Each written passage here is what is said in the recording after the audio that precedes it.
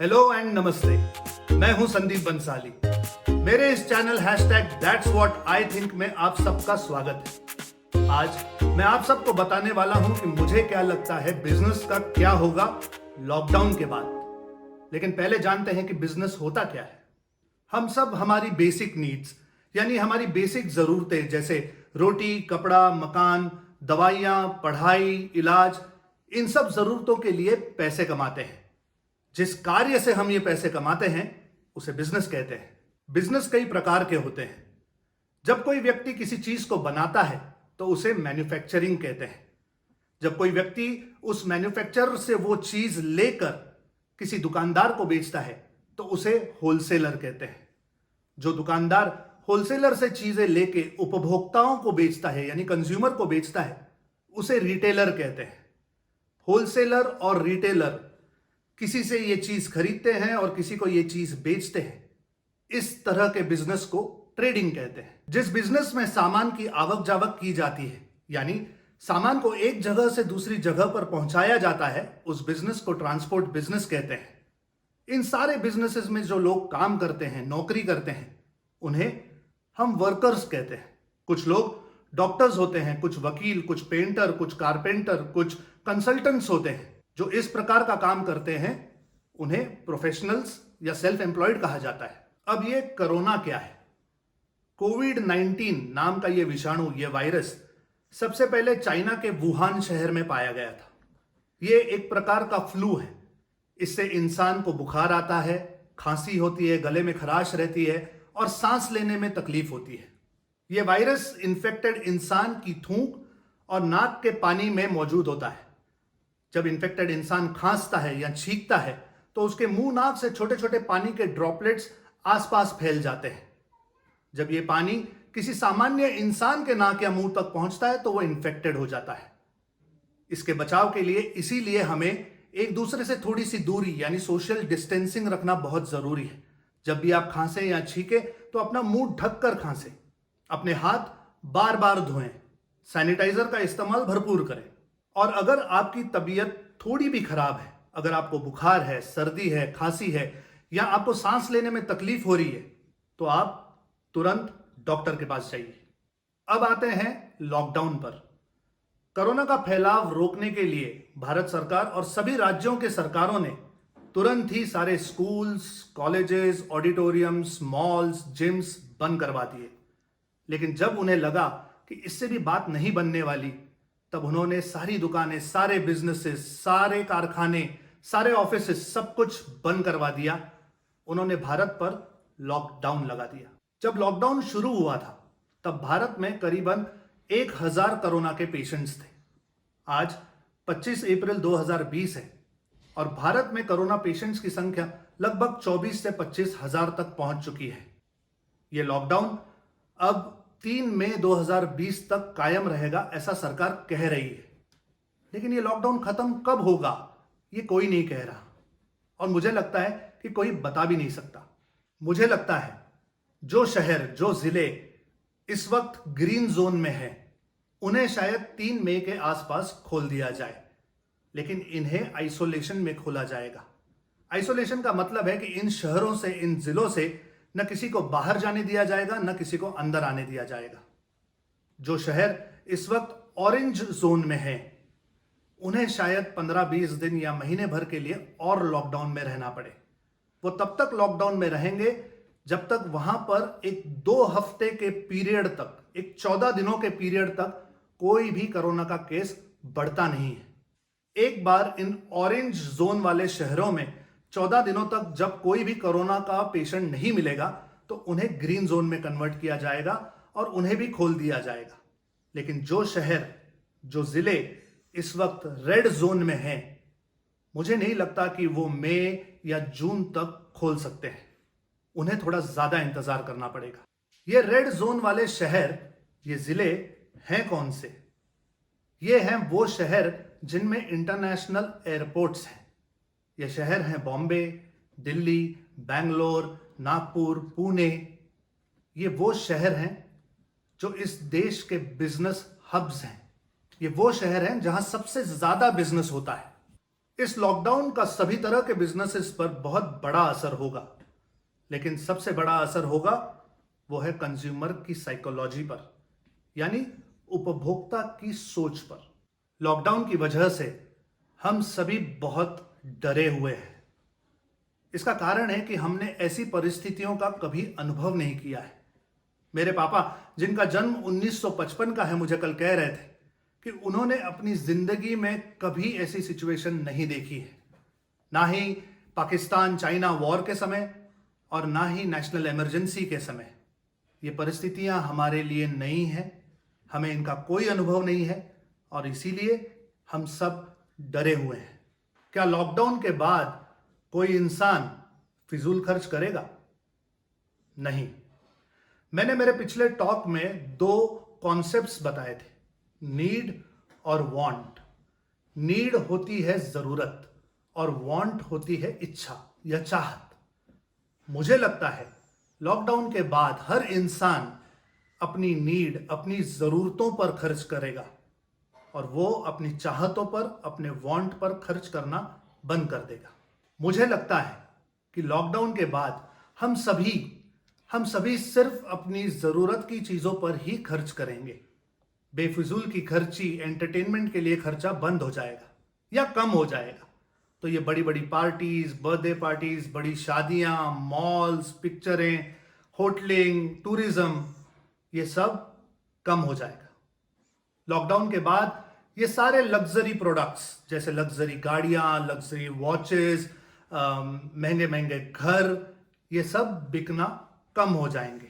Lockdown के बाद हमारी इकोनॉमी इकोनॉमिक बन जाएगी। इसका सीधा असर पड़ेगा मैन्युफैक्चरिंग, ट्रेडिंग पर, ट्रांसपोर्ट पर, इंपोर्ट एक्सपोर्ट पर, और इनडायरेक्टली इसका असर सारे बिजनेसेस पर पड़ेगा। सिर्फ इसी देश के नहीं, पूरी दुनिया के बिजनेसेस पर इसका असर पड़ेगा।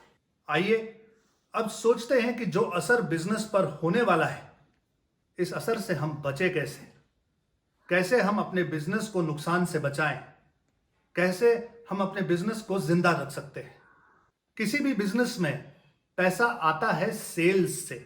सेल्स यानी बिक्री से पैसा आता है और पैसा जाता तो कई रास्तों से है।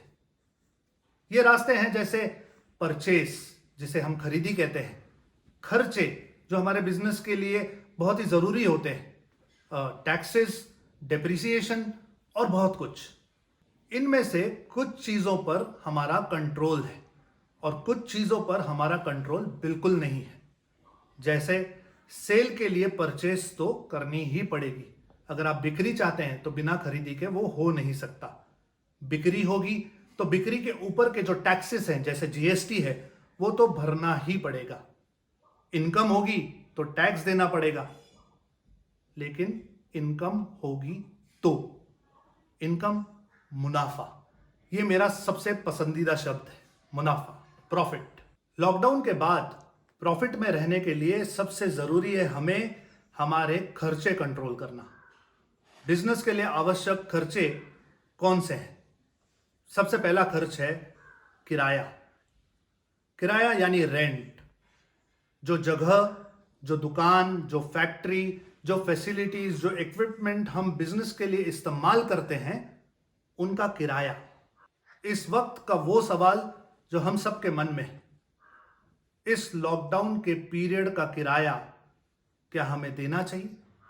वेल, ये डिपेंड करता है कि आपका आपके मकान मालिक के साथ रिलेशन कैसा है। आपका जो बिजनेस है वो आपके इस लोकेशन पर, इस दुकान पर कितना निर्भर करता है।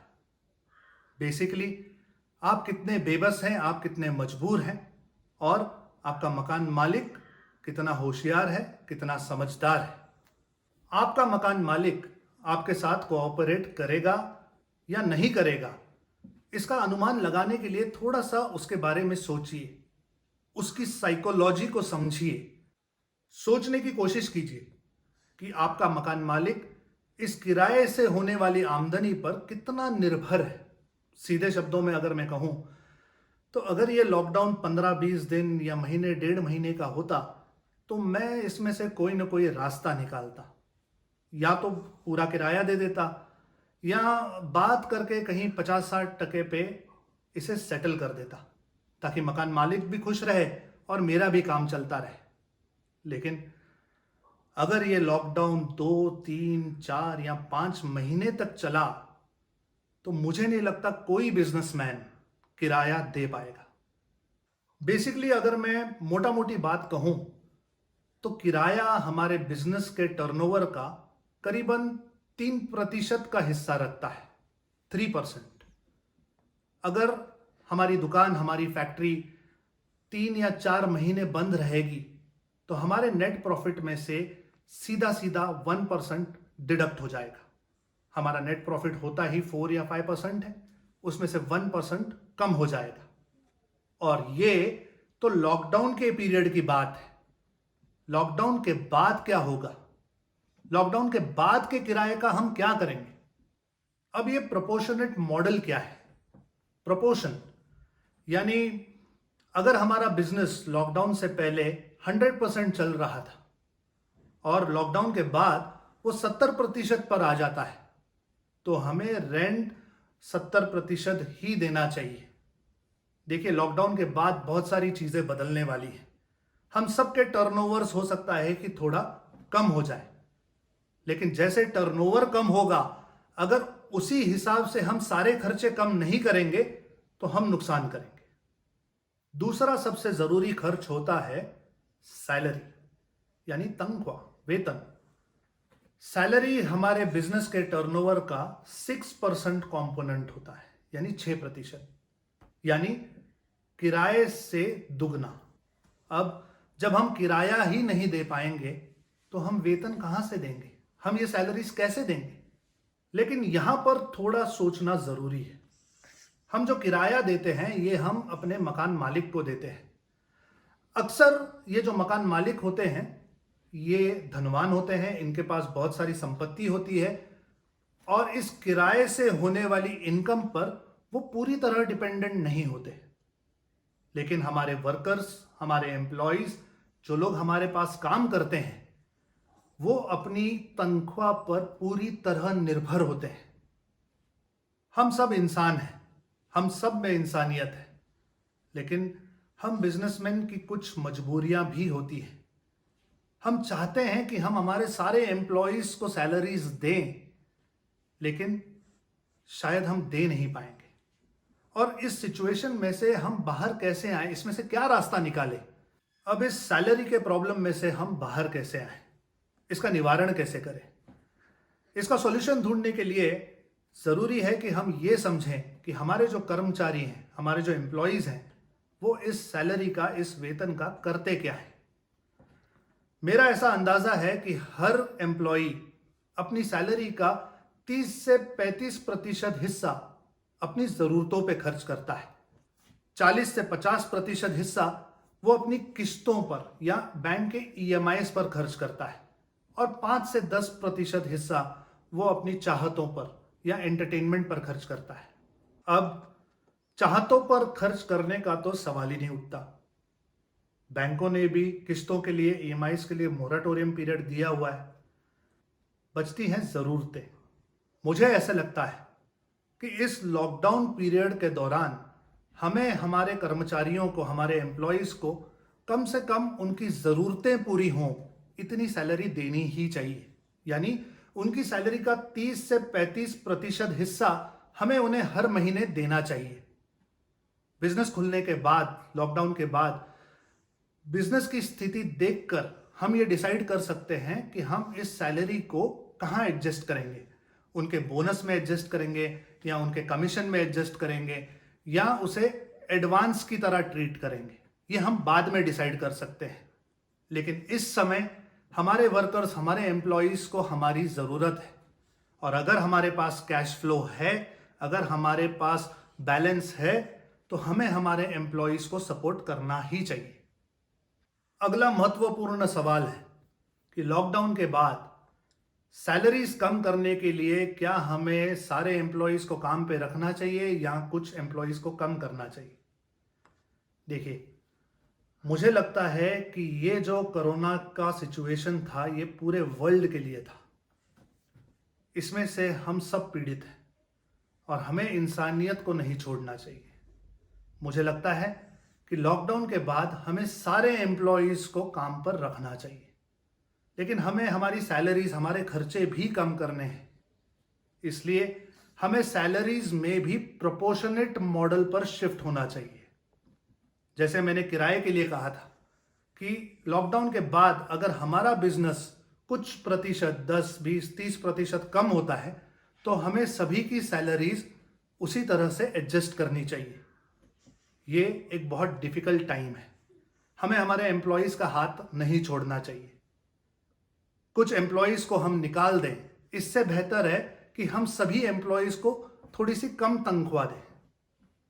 किराए और सैलरीज के बाद हमारे बिजनेस में हमें और भी कई सारे खर्चे होते हैं, जैसे ट्रांसपोर्ट है, कमीशंस है, इलेक्ट्रिसिटी है, स्टेशनरी है, बहुत कुछ है। हमें ये सारे खर्चे कंट्रोल करने होंगे, कम से कम करने होंगे।